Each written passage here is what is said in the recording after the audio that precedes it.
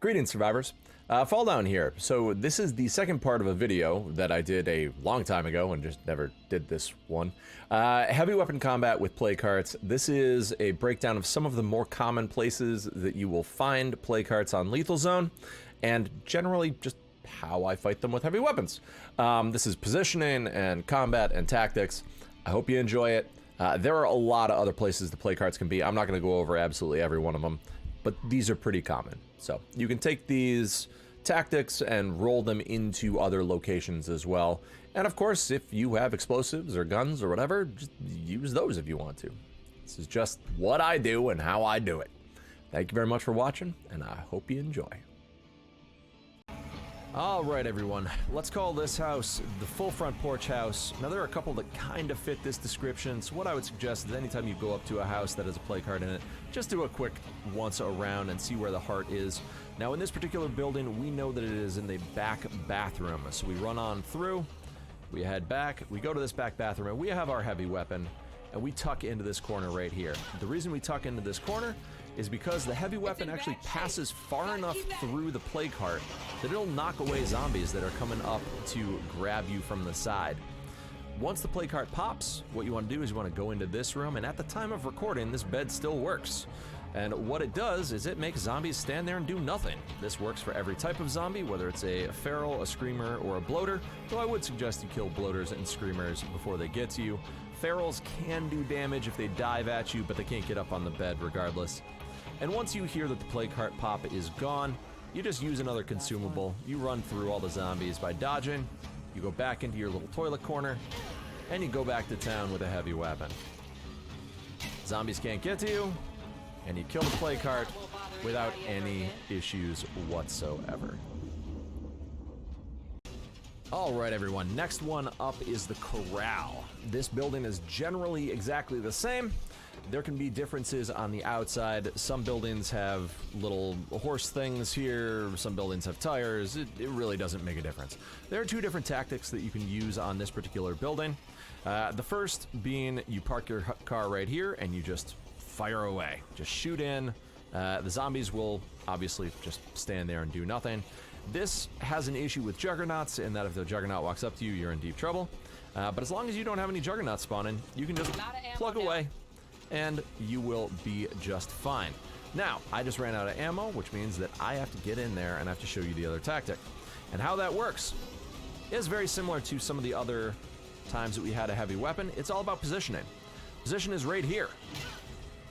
Now what'll happen is the zombies will get caught up in that doorway, and your back swing and front swing will go out beyond the play cart and ensure that zombies can't hit you. Now on lethal mode, zombies can pile up a little bit faster than on Dread, Standard, or Nightmare. So you do have to be a little bit more careful in terms of the amount of time that you spend in here, but as long as you run out as the zombies are grouping up and get them to pull out this way, you'll be able to dodge back. You'll be able to dodge back inside, do some more damage, and then keep rinsing and repeating, and you'll get this one down without a problem. The key part is parking your car right there, because what that'll do is that'll make sure that nothing comes up from behind you and tackles you from behind, dealing a ton of plague damage and pinning you in place for the giant horde of zombies to just claw you to bits. So, there we go. Nice and easy. Alright. This one, front porch. The heart is in the living room. There are a couple of couches here, and the nice thing is because of the layout, you can stand right here and melee the heart, obviously with a heavy weapon, and the way that you swing will actually push zombies off of you. But the nice thing about this heart is this bed. As of when I recorded this, zombies cannot attack you on this bed. As with other beds kind of with box springs that are inside these buildings, the zombies will stand out there and they will scream at the sky and they will do nothing. This applies to all zombie types. Screamers won't get you. The bloaters, obviously the bloater cloud can get you. Ferals will just run around, but nothing can find you. So you wait here until the heart pop goes away. Then you run back out. It's in bad shape. And you swing from this position.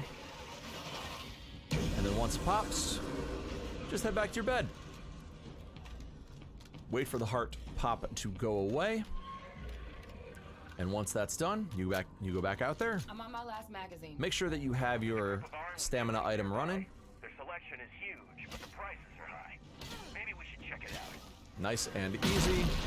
Very low risk. If you're on lethal, this works as well, though you are going to get more zombies than we are seeing right now. But it is still fully functional, and I highly suggest you try it.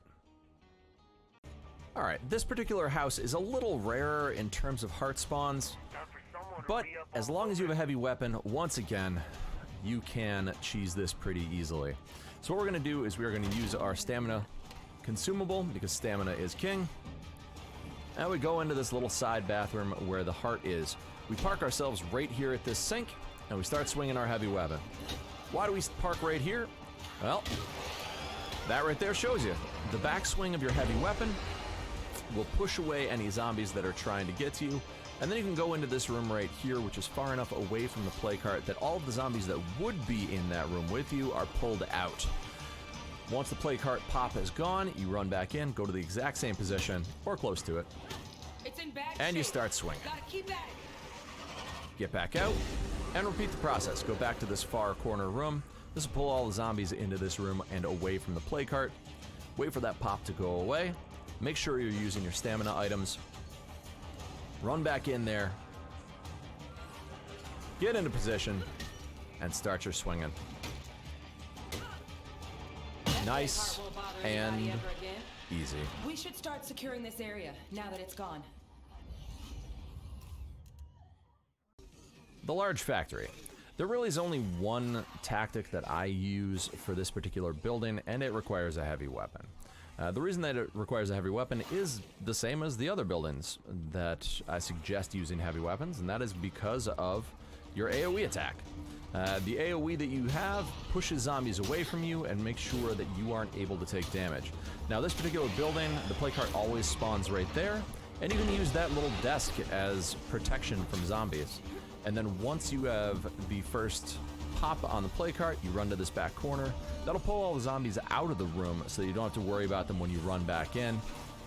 You head back inside, you get in your little corner, and you'll have enough time normally to get the play cart into the next pop before the zombies get to you. Once again, use your consumables so that you can get back into this corner, pull the zombies out of the room, wait for the play cart pop to go away, then dodge your way through the zombies, head back into the room, get behind your happy little desk, and start swinging. The zombies will meander up to you or slowly make it around the outside and try and get you from behind. But once again, if you have a heavy weapon and you have enough stamina items, you are pretty safe. And there you go. Pretty straightforward. It is all about positioning, it's all about using heavy weapons and also using stamina. Let me know what you think in the comments below. These examples were recorded, just for clarity's sake, were recorded on standard zone, I think. But it works the same on lethal. You can look at some of my speedruns and see these are the tactics that I'm using. It requires a heavy weapon and stamina. You have those two and you are basically invincible. Good luck out there, and happy hunting. Thanks for watching.